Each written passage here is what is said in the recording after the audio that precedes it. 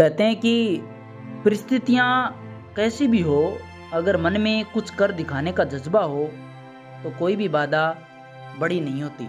इन्हीं लाइनों के साथ आज एक मजदूर लड़के की वो संघर्ष भरी कहानी आप सबके साथ शेयर करना चाहूँगा।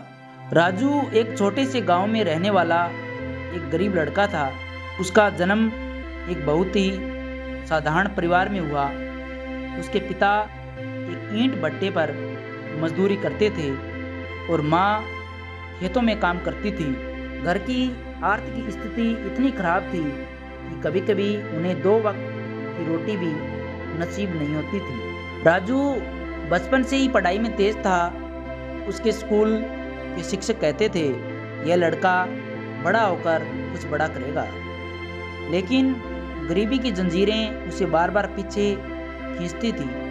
स्कूल की किताबें खरीदने तक के पैसे नहीं थे।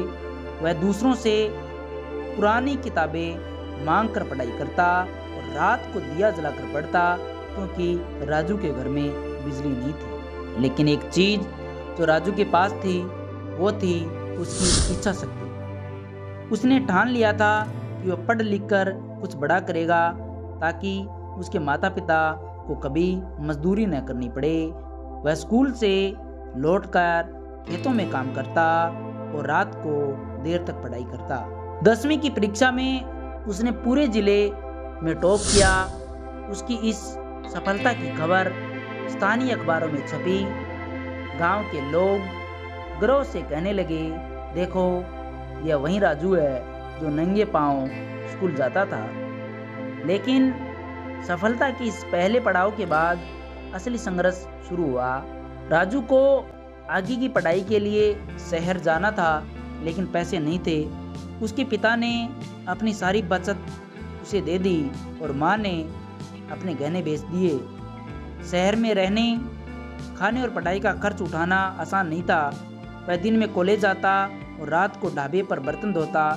कभी कभी स्टेशन पर चाय भी बेचता, लेकिन उसने हार नहीं मानी। एक दिन कॉलेज में एक सेमिनार हुआ जहाँ एक बड़े उद्योगपति आए। उन्होंने कहा, अगर कोई छात्र हमें अपने जीवन की सबसे बड़ी प्रेरणा के बारे में लिखकर भेजे और वो हमें छू जाए तो हम उसकी पढ़ाई का पूरा खर्च उठाएंगे।